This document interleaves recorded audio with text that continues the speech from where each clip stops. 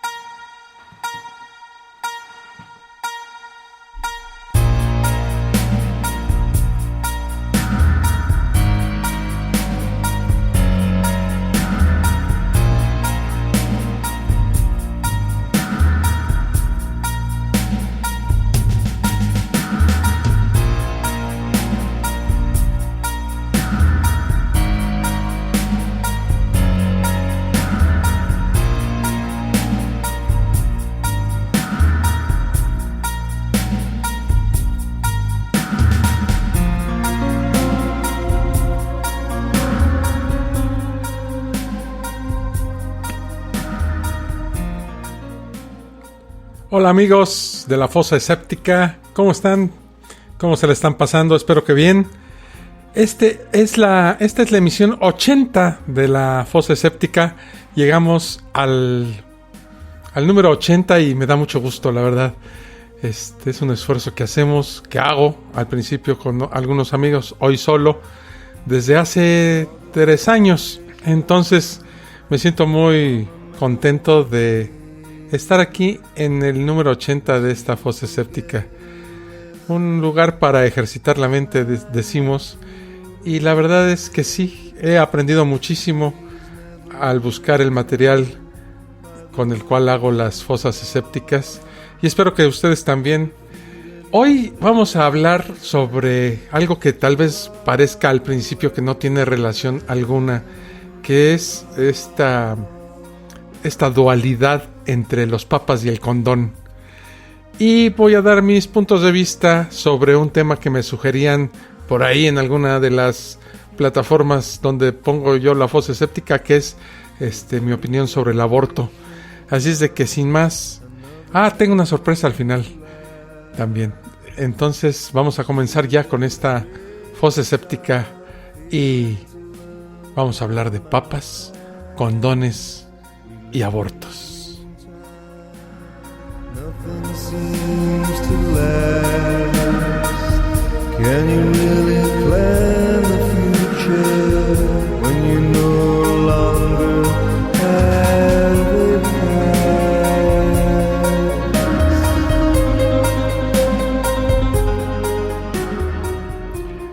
Durante gran parte de nuestras vidas, principalmente los que hoy ya sobrepasamos más del medio siglo, fuimos obligados a creer que había 2 cosas en este mundo que eran, infalibles, ¿no?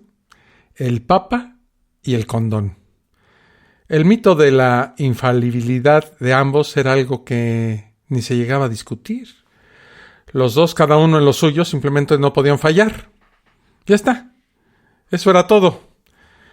En relación con los papas, eran, y continúan siendo, los portavoces de Jesucristo en la tierra. Ellos se supone que vienen de un antiguo y lejano linaje que empezó con San Pedro allá en los comienzos del cristianismo, por tierras del cercano oriente, y entonces en manos del Imperio Romano. O sea, como hoy día en que estamos en manos de estos gringos, ¿no? Que gobiernan, es un imperio parecidísimo al Imperio Romano. El condón, por su parte, es un obstáculo a las aspiraciones de los espermatozoides malintencionados y dispuestos estos a fecundar óvulos que no les tienen respeto alguno. Aquí, cada cual dentro de sus propias especialidades, el Papa y el condón hicieron justicia a las respectivas reputaciones que representan y defraudaban a los millones de fieles que ciegamente creen en ellos. ¿Fieles? ¿He dicho fieles? Pues sí, porque en los 2 casos concretos era una cuestión de fe. Aquí tanto la infalibilidad del Papa como la del condón dependían en parte de la fe que depositábamos en ellos. Veamos, miren, no me miren con esa cara de que está hablando este idiota. Y como dijo Jack el Destripador, vámonos por partes. Un ejército que partía para la guerra después de ser bendecido por el Papa, pues tenía muchas más ventajas de vencer en las batallas si los soldados creían en las fuerzas de aquellas sagradas bendiciones. Al mismo tiempo, un pene, equipado con un buen condón, también partía para la batalla, armado de una confianza que lo tornaba invencible si su titular creía en las fuerzas de aquella protección. Por supuesto, en relación con el Papa, solamente la fe no era suficiente.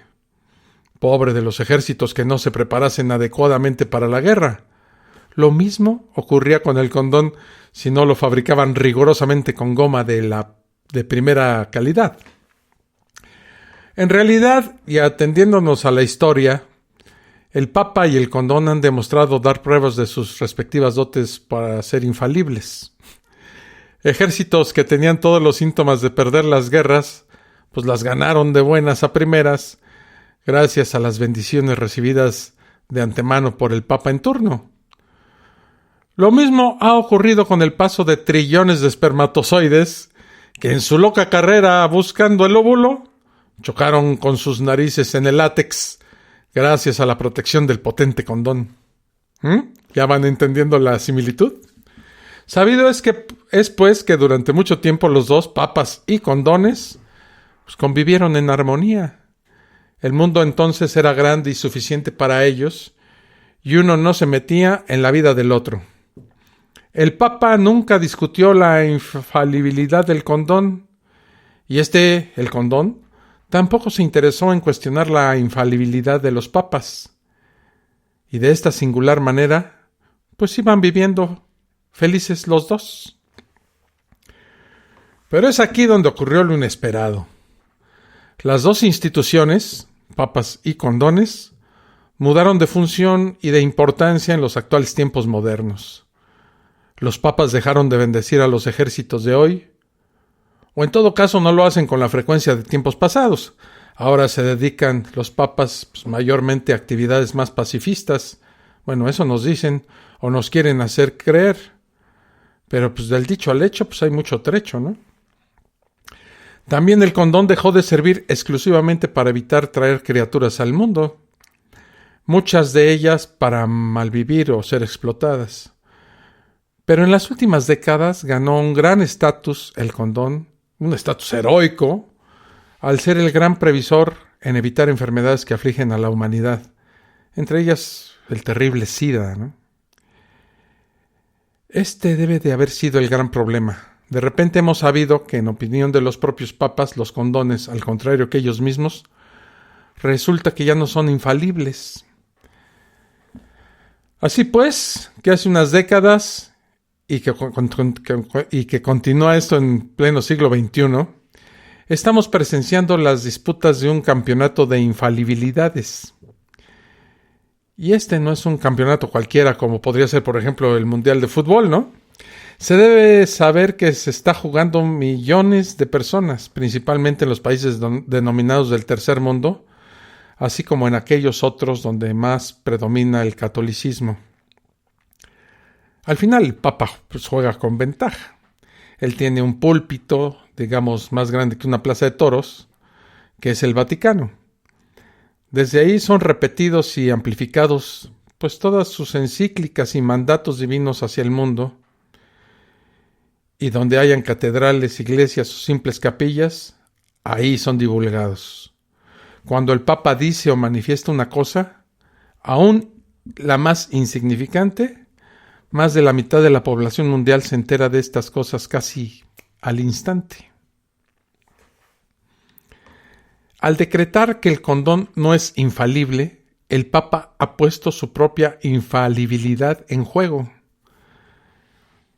¿Qué podríamos decir?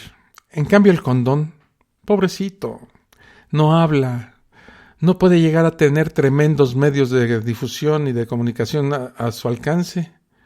Solamente lo hace calladamente, en solitario, entre dos personas y en cuartos casi siempre a oscuras donde cumple su meritorio trabajo. Por suerte, en su nombre hablan los hombres de ciencia y médicos que nos dicen que es 99% infalible, y el dejarlo de ser usar, o sea, el dejar de usarlo por las parejas, sería una catástrofe a nivel planetaria. Peor que todas las guerras juntas, inclusive la bomba atómica. Se reconoce que es 99% infalible, pero dicen que no es suficiente. Pero casi llega y aún puede llegar al 100%. Según los entendidos en la materia, este es un campeonato muy peligroso para el Papa. No uno en particular, sino cualquiera que se siente en el trono del Vaticano. Al haber decretado que el condón no es infalible, el Papa ha puesto en tela de juicio su propia infalibilidad y en juego su prestigio. Imaginemos que el condón pida la revancha y empiece a recordar los muchos cientos y ciertos hechos maliciosos del pasado cometidos por los papas, como es el caso, por ejemplo, el que ocurrió con el Papa Urbano VIII en el siglo XVII, para el cual el Sol era el que giraba alrededor de la Tierra, por lo que era la Tierra, el centro del universo, y no al contrario, como confirmaba Galileo Galilei con su ciencia. Los siglos pasaron, surgieron potentes telescopios y toda la tecnología cósmica que hoy ya conocemos, y los siguientes papas tuvieron que admitir que el intransigente, pero infalible Papa Urbano VIII estaba mal y cometió un error muy grande. Lo dejamos ahí. Eso por no hablar de muchísimos otros y tremendos equívocos papales cometidos a lo largo de sus gloriosos 2020 años desde la fundación del cristiano catolicismo. Allá, como se ha dicho, en las lejanas tierras de la Palestina de los tiempos de la Roma imperial. Hagamos una pausa antes de dar por terminado este pequeño disertamiento sobre el Papa, los papas y los condones, y regresamos para dar estas conclusiones y hacer un pequeño también, una disertación pequeña sobre el aborto, que ahora está tan de moda y que con esto de la pandemia se ha olvidado un poco este debate, pero a cada ratito sale a colación cuando las fuerzas de esta Iglesia Católica se ven amenazadas y nos hacen distraernos con estos debates a todas luces estériles. Regresamos aquí a la fosa escéptica. Estás escuchando La Fosa Escéptica, un lugar para ejercitar la mente.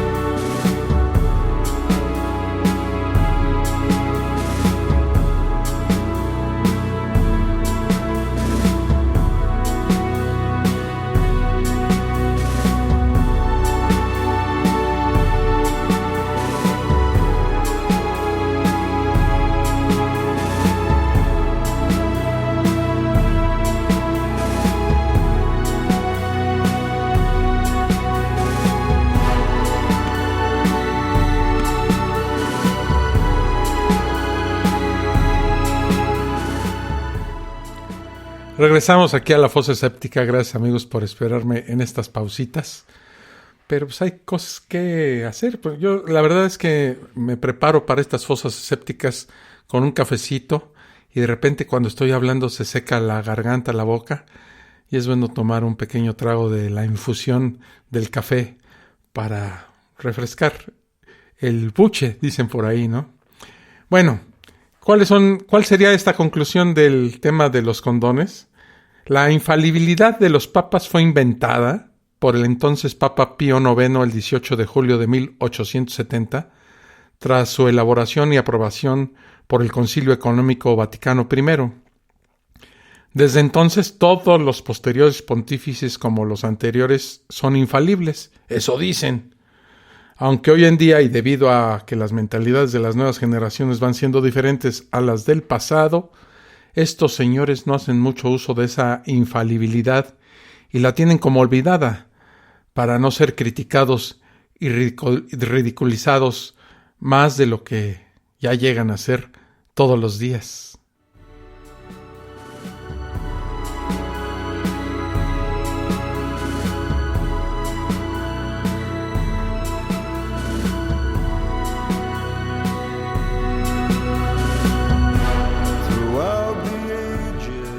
Hablemos ahora, amigos de la fosa escéptica, del aborto.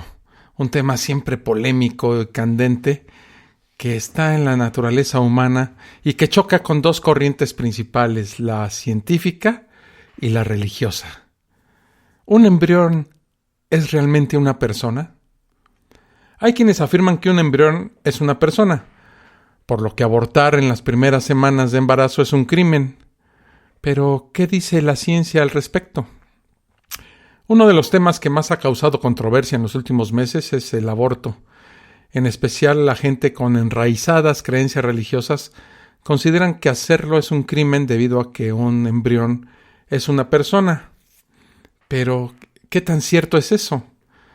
Normalmente, el aborto o la interrupción del embarazo es permitido hasta la semana 12 de gestación, pues en esta etapa comienza el desarrollo del sistema nervioso. ¿Pero qué pasa antes? ¿Realmente un embrión es una persona? Lo primero que debemos revisar es qué se define como aborto o interrupción del embarazo. De acuerdo a la Organización Mundial de la Salud, la OMS, un aborto es la expulsión del producto, de la concepción. De aquí ya podemos hacer una anotación, pues los expertos se refieren a un producto, no a una persona. En las primeras semanas de embarazo, no podemos hablar de una persona o un individuo en potencia, sino de una masa de células vivas que no son una persona y no tienen derechos sociales. Del mismo modo, en términos genéticos, la placenta tiene la misma información que el individuo y no hacemos nada con ella. Por lo tanto, decir que hay vida en el sentido de la existencia de una persona o un ser humano en las primeras semanas de embarazo, pues es completamente incorrecto. Cuando alguien dice que la vida comienza en el momento de la fertilización, está incurriendo en un error. La vida comenzó antes. Un óvulo y un espermatozoide, por separado, están tan vivos como un cigoto. Pero una cosa es estar vivo y otra cosa es ser una persona. Un embrión no es una persona, es un conjunto de células, vivas sí, pero células. Los médicos lo saben mucho más que yo. Se puede producir un aborto espontáneo. ¿Cuántos abortos espontáneos? No lo sabemos. ¿Cuántas embarazadas están perdiendo constantemente cigotos, es decir, óvulos fecundados, y nunca se dan cuenta? Esa cantidad es enorme. Ninguna sustancia viva por sí misma, ninguna sustancia está viva por sí misma, sino que la vida depende de sistemas de moléculas individuales, de sus interacciones y de la integración a niveles funcionales entre ellas y su entorno. Hay varios tipos de aborto. La OMS destaca en su guía para un aborto seguro que existen dos métodos principales para realizar un aborto: el farmacológico y el quirúrgico. El primero se hace por medio de un medicamento aprobado por la OMS, es el misoprostol, el cual provoca una hiperestimulación del útero y, dependiendo de la dosis, puede derivar en fuertes contracciones uterinas. Por su parte, el aborto quirúrgico consiste en la aspiración del producto del útero de la mujer y puede hacerse con un vaciado manual o un vaciado eléctrico. Sin embargo, el procedimiento que se realice dependerá de muchos factores, como el número de semanas de embarazo, la edad de la mujer y, sobre todo, la valoración del médico especialista. Cabe recordar que cada año, y esto es lo grave, Se producen en el mundo más de 25 millones de abortos clandestinos o peligrosos que ponen en riesgo la vida de la mujer, por lo que la información médica especializada es la mejor forma de cambiar los estigmas y las falsas creencias que hay sobre este procedimiento. ¿Cuántos de nosotros sabemos que se realizan abortos clandestinos? ¿Cuántas matronas, estas asesinas que no se fijan ni en el procedimiento y muchísimo menos en la higiene en la que realizan este procedimiento y que de hecho ponen en peligro y matan a miles de personas, mujeres, todos los años? Si de estos 25 millones de abortos, pongamos que un 10, 15%, 20%, no tengo la cifra exacta de esto, las mujeres mueren por realizarse un aborto clandestino, entonces el negar el aborto o volverlo un crimen avienta a estas mujeres, las empuja a realizar el aborto en forma clandestina, provocándoles grandes hemorragias y la muerte. Pero ¿qué dice la Biblia acerca del aborto? Aquí es cuando viene lo interesante. Vamos a hacer una pequeña pausa. Ustedes también tómense un traguito de su café y acuesten al niño, denle una patada al perro, porque ya regreso con un poquito más de esto del aborto para ver qué dice la Iglesia al respecto. Estás escuchando La Fosa Escéptica, un lugar para ejercitar la mente.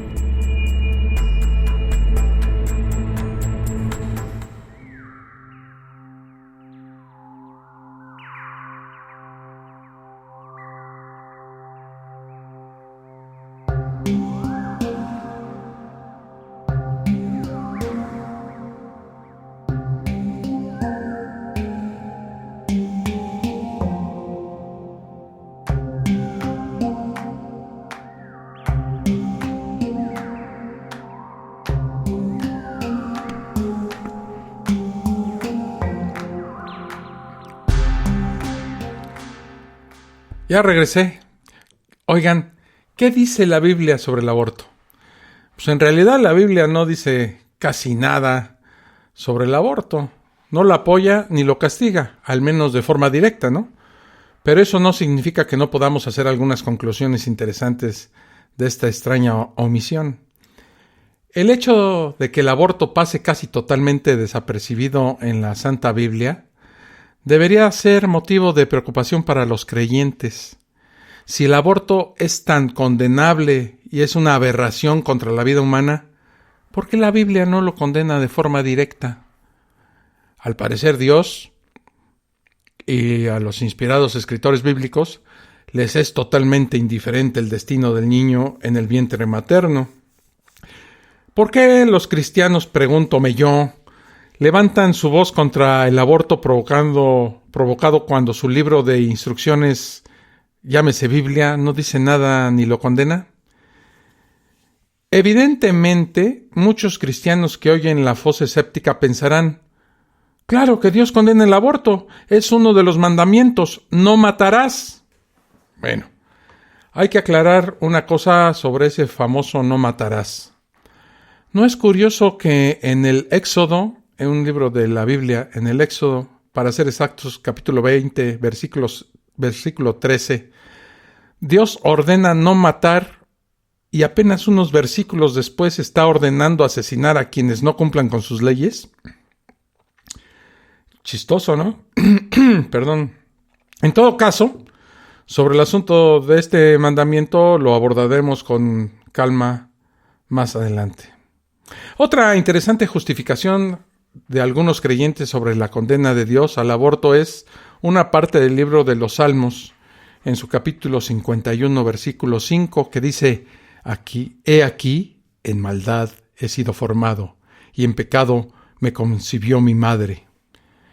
Es muy extraño que algunos utilicen este versículo para condenar el aborto, ya que evidentemente habla sobre el pecado original, aparte de ser un poco misógino, ¿no?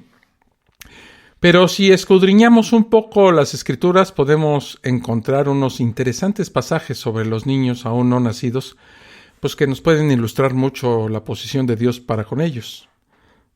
También podríamos demostrar cómo Dios, en sus múltiples matanzas, ordena a sus soldados abrir vientres e incluso condenar la concepción.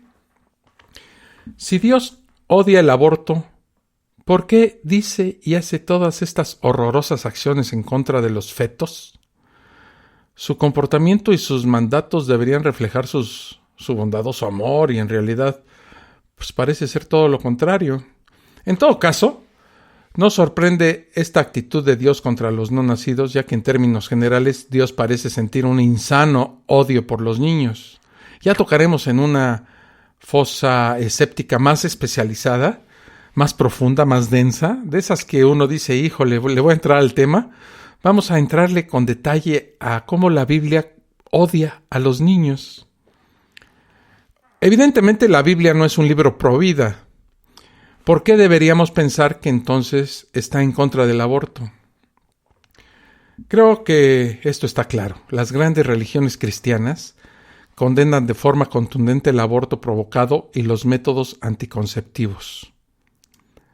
Como bien sabemos, para la Iglesia el embrión es un ser humano en potencia, así le llaman. Por lo tanto, se debe preservar su vida a toda costa. Pero en el pasado no siempre fue así. No fue hasta Pío IX en 1869 cuando se tomó esta postura.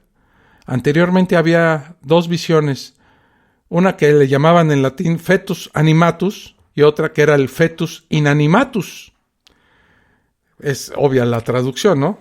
El feto animado o el feto inanimado, las cuales estas dos opciones dividían el asunto entre lo malo y lo divino.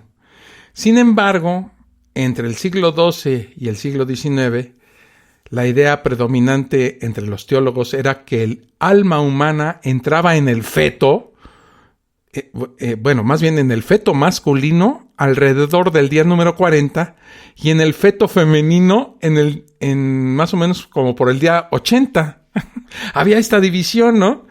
El alma entraba al feto masculino pues 40 días antes que en el de la mujer.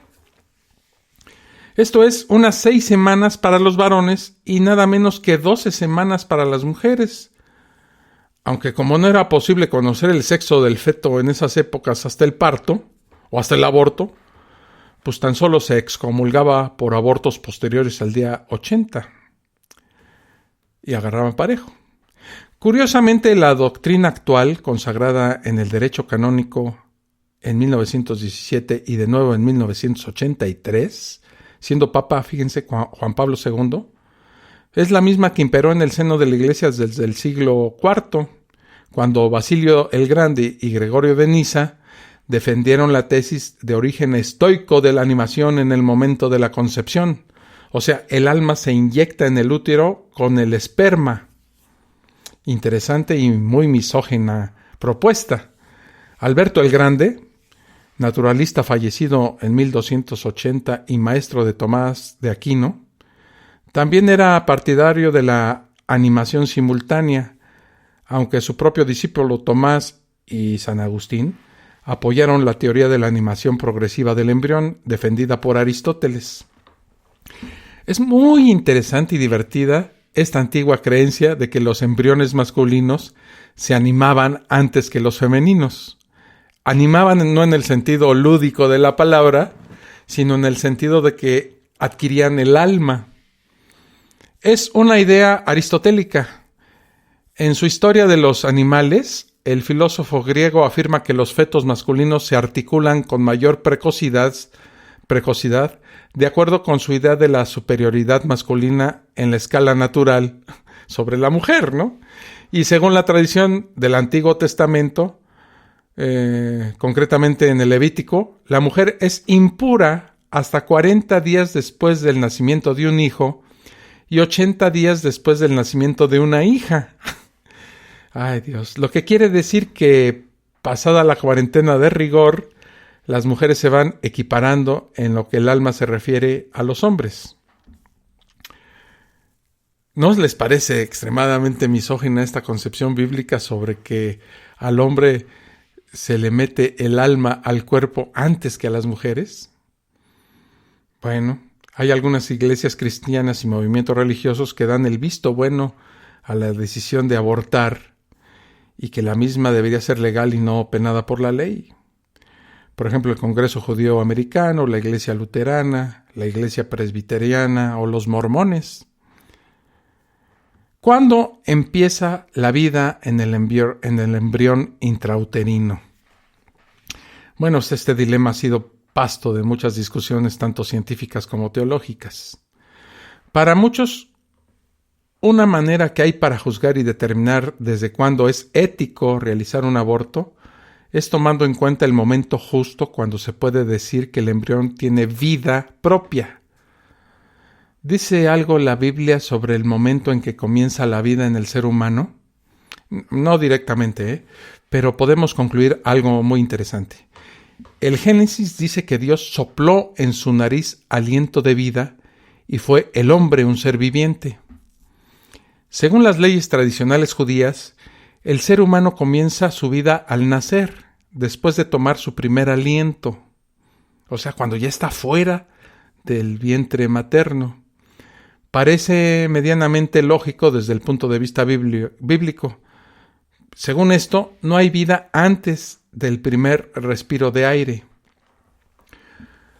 No es la idea que tengo aquí en hacer un análisis embriológico en este preciso momento, o de este preciso momento del inicio de la vida, pues principalmente porque médicamente hablando pues es imposible determinarlo, ya que el asunto de la vida, entre comillas, pertenece más al campo de la espiritualidad, y segundo, pues porque yo no soy médico y carezco de los conocimientos necesarios sobre genética, al menos en profundidad, ¿no? Sé lo que sabe la gente promedio sobre estas cosas, a lo mejor un poquito más porque debido a esta fosa escéptica he leído un poquito más que el promedio, pero eso es todo, no soy un médico y mucho menos un biólogo, ¿no? O genetista. Creo que esto depende de la percepción particular de cada persona. Para muchos, los católicos principalmente, la vida comienza desde el momento de la fecundación. Por lo tanto, es condenable tratar de terminarla. Otros piensan que la vida comienza en el momento de la implantación en el endometrio de este óvulo, o de este feto, podríamos decirlo, ¿no? Para otros, como los abortistas fanáticos, es en el momento del nacimiento. Aseguran que cuando se corta la unión umbilical materna es cuando se puede considerar que el feto tiene vida propia. En fin, teorías hay muchas y casi ninguna comprobable eficazmente. Si me preguntaran a mí, la verdad, algo sobre este tema, yo diría esto: el feto comienza a tener vida desde el momento en que su sistema nervioso es capaz de funcionar. Para mí, en lo particular, para ustedes también, no sé, la actividad cerebral podría ser el primer signo de algo que se podría denominar como vida en su estado más primitivo. Esto ocurre transcurridas 6 semanas desde la concepción, o sea, alrededor de 40 días, cuando la actividad cerebral ya consigue ser captada por el electroencefalograma. También hay que hacer notar que al cabo de las 3 semanas de la concepción, el corazón humano comienza a latir, bombeando sangre que puede ser de un tipo diferente al de la madre. Esto es importante. Ya se puede hablar de un ser independiente, por lo menos en este asunto de la simbiosis que existe con la mamá, ¿no? Ya late su corazón, ya tiene un sistema nervioso propio y ya tiene un tipo de sangre que puede ser incluso diferente al de la mamá. Es necesario recordar en este momento que, según la Biblia, Dios es omnisciente y lo sabe todo. Inclusive hay un dicho que, si bien no es bíblico, nos ilustra bastante bien esto: ni una hoja de un árbol cae al suelo sin el consentimiento de Dios. Esto significa que todo lo que pasa en el universo ocurre porque Dios lo quiere así. Teniendo esto en cuenta, hagamos esta pregunta. ¿Sabían ustedes que durante la vida fetal hay cerca de 6 a 7 millones de óvulos? De los cuales la inmensa mayoría de los óvulos que están dentro de los ovarios muere continuamente, hasta que se agotan en la menopausia. Al nacimiento hay aproximadamente 1 millón de óvulos, y para el momento de la pubertad solamente quedan alrededor de 300,000. De estos, 300 a 400 serán ovulados durante el curso de la vida reproductiva de la mujer. Toda esta muerte de óvulos son completamente naturales, o sea, ocurren, según los religiosos, pues porque Dios lo quiere así. Si hablamos de un ser omnipotente que diseña el cuerpo humano, pues obviamente lo diseñó con estas particulares características. La pregunta sería, ¿acaso no son los óvulos también un ser humano en potencia? ¿Por qué Dios permite esta pérdida innecesaria de millones de potenciales vidas? ¿Y los abortos espontáneos? Se supone que si todo lo que nos ocurre es porque Dios lo quiere, entonces ¿por qué Dios permite que haya abortos de forma natural? Y yo me pregunto, y me contesto, ¿a quién hay que castigar y penalizar cada vez que ocurre un aborto espontáneo? ¿Es acaso Dios el mayor abortista de todos los tiempos? Insisto, mi opinión personal no representa de ningún modo la de los ateos en general. Creo que todos los seres humanos, en especial las mujeres, pueden y deben ser libres en tener sus opiniones personales sobre el aborto sin ser penados ni juzgadas por eso. Si me preguntan, ¿como ateo estás a favor del aborto? ¿Qué respondería? Bueno, para saber lo que yo respondería, vamos a hacer una pausa, los dejo en suspenso, pero háganse esta pregunta. Como ateos, ¿qué están a favor del aborto? Interesante, por lo que a continuación voy a decir. Mientras tanto, una pausa y regreso. Estás escuchando La Fosa Escéptica, un lugar para ejercitar la mente.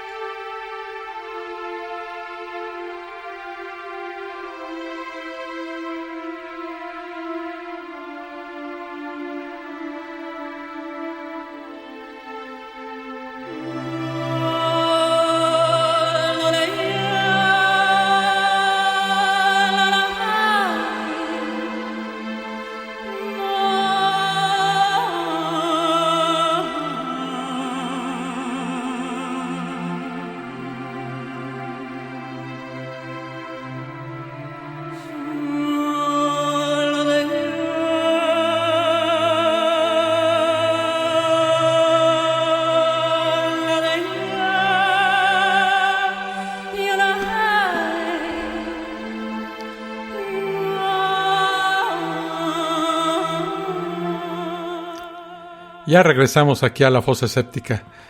La verdad es que me gustan mucho estas pausitas. Espero que ustedes también las disfruten como yo, porque le doy un trago a este café que me trae mi mujer de Colombia. Ella es colombiana, como ya lo saben, y me lo trae, y nos lo traemos. Y yo, sin duda, puedo asegurar que el café colombiano es el mejor café del mundo, salvo la mejor opinión de todos ustedes. A mí es el que más me gusta, por lo menos. Bueno, regresemos a lo que estábamos. No divaguemos, pues. ¿Como ateo estoy a favor del aborto? Pues depende. Esa sería mi respuesta. Yo no sería tan cerrado de mente como para impedir bajo ciertas circunstancias la interrupción del embarazo solo porque un grupo de células podrían tener vida. Ni tampoco sería tan liberal como para estar a favor del aborto en periodos tardíos de la gestación o cualquier estúpida excusa. Creo que hay que ser civilizados, hay que ser razonables en este asunto. Existen cientos de situaciones diferentes que podrían justificar o no un aborto. Enumerarlas todas sería extenso e innecesario. Vamos a ver algunas. Situaciones por las que estoy a favor del aborto terapéutico. Bueno, primero las violaciones, ¿no? En segundo lugar, sí, las violaciones porque creo que hay que darle el el derecho a la mujer violada de no tener un hijo de su violador y vivir con este estigma caminando por toda la casa, o como decimos aquí en México, con la bendición que Dios le manda toda la vida, ¿no? Aunque la Biblia dice que el que viola tiene que pagar 50 monedas de plata al papá de la muchacha y la muchacha vivir el resto de su vida con el violador, que es todavía peor, ¿no? Como segunda razón para estar a favor del aborto terapéutico serían las enfermedades genéticas que impidan el correcto desarrollo del feto y que imposibiliten su capacidad de vivir de forma digna. Creo que esta es una buena razón. Cualquier enfermedad o condición que amenace la vida de la mamá. Reducir el riesgo de embarazos múltiples. Sí, y tengo algunas cuestiones con las cuales estoy en contra del aborto terapéutico. Cualquier tipo de situación donde el feto esté sano y en las etapas tardías del embarazo. Se me hizo una pérdida de un ser humano ya en sí, ¿verdad? Enfermedades fetales que no pongan en peligro la capacidad de pensar y razonar del niño o del producto, como lo quieran llamar. En este último caso es necesario recordar la tristemente célebre Niños de la talidomida como ejemplo. Para explicarlo un poco, ¿no? La talidomida es un fármaco utilizado como sedante y calmante de náuseas en los primeros meses del embarazo. Se comercializó en los años 50 y lamentablemente era teratogénico y por esto causaba malformaciones fetales que iban desde defectos en los miembros hasta la completa pérdida de ellos. Los niños nacían sin piernas o sin brazos. Muchas veces no afectaba el sistema nervioso central y el niño, aunque deforme físicamente, conservaba sus facultades mentales sin problema, como una persona normal. Hubo muchos niños afectados por esta talidomida. Sin embargo, muchos de los que sobrevivían, aunque fuesen deformes y con una gran discapacidad, podían pensar, leer, aprender y muchas otras cosas al igual que cualquiera de nosotros, solo que con el impedimento motriz. El fármaco, la talidomida, se retiró de toda la venta a inicios de los años 60. Casos similares como este de la talidomida son muy delicados y la decisión de abortar o no el embrión afectado queda a total disposición de los papás. Creo que cualquier decisión en estos casos sería aceptable. En todo caso, son los padres y especialmente la madre quienes tienen el derecho de decidir si recurren o no al aborto. Como dije, estoy en contra del aborto por embarazos adolescentes y embarazos no deseados, siempre y cuando no se ponga en riesgo la vida y salud de la mamá. Estos embarazos que no se desean pueden ser dados en adopción después del parto y de esta manera también contribuir a darle felicidad a unos padres que no pueden tener hijos y una oportunidad de vivir a un recién nacido sano. Pero repito, es decisión de la madre si decide hacer un aborto o no. Si la decisión es abortar, también creo que está en su derecho. Muchos ateos están a favor del aborto, argumentando que la mujer es libre de decidir qué hacer con su cuerpo. Es una opinión que respeto en sobremanera y no es necesariamente incorrecta, pero desde mi punto de vista hay situaciones que no justifican un aborto. Este tema, la verdad, no es sencillo, ya que hay muchos factores involucrados: la religión, la salud, la sociedad, el feminismo, la vida, la medicina, infinidad de factores, ¿no? Pero lo que serviría de conclusión definitiva es que el conservar un embarazo perjudicial para el niño o para la madre no debe ser obligatorio, y mucho menos una imposición de grupos religiosos basados erróneamente en escritos bíblicos arcaicos, anacrónicos y misóginos. Es la mujer quien al final debe de tener la última palabra. Eso es lo que yo digo.